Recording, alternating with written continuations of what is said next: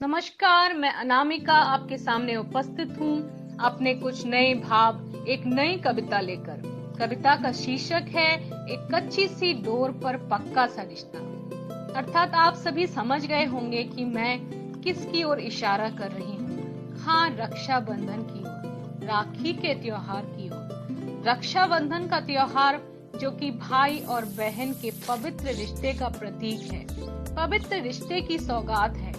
बहन अपने भाई की कलाई पर राखी बांधकर भाई से अपने पूर्ण जीवन की रक्षा का वचन ले लेती है। निश्चित रूप से आप सभी लोग रक्षाबंधन से जुड़ी अपनी बचपन की सभी बातों को बहुत मिस करते होंगे। मैं भी बहुत मिस करती हूँ। उस दिन सुबह सुबह उठकर अच्छे कपड़े पहनकर तैयार हो जाना, राखी की सुंदर सी थाली सजाना, उसमें कई तरह की मिठाइयाँ रखवाना, रोली चंदन से टीके लगाना और सबसे बड़ी बात, अपना मनचाहा गिफ्ट पाना। ऐसी ही कुछ छोटी बड़ी बातों को लेकर सजोई गई है मेरी यह कविता, जिसका कि शीर्षक है एक कच्ची सी डोर पर पक्का सा रिश्ता। याद आता है वो गुजरा जमाना, याद आता है वो गुजरा जमाना, एक कच्ची सी डोर पर सुंदर सी राखी का जगमगाना। एक कच्ची सी डोर पर पक्का सा रिश्ता निभाना और भाई बहन के रिश्ते को नया मोड़ दे जाना। वो राखी की सुंदर सी थाली सजाना और तरह तरह की मिठाइयां रखवाना, रोली चंदन से टीके लगाना और कितने कितने वादे करवाना। याद आता है वो गुजरा जमाना, एक कच्ची सी डोर पर प्यारी सी राखी का जगमगाना।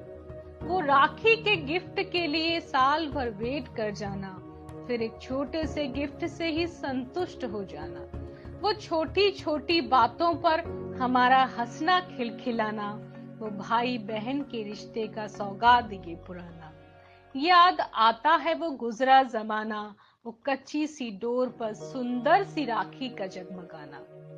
वो मेरा रूठना अधिकार से, वो मेरा रूठना अधिकार से और उसका मनाना वो प्यार से।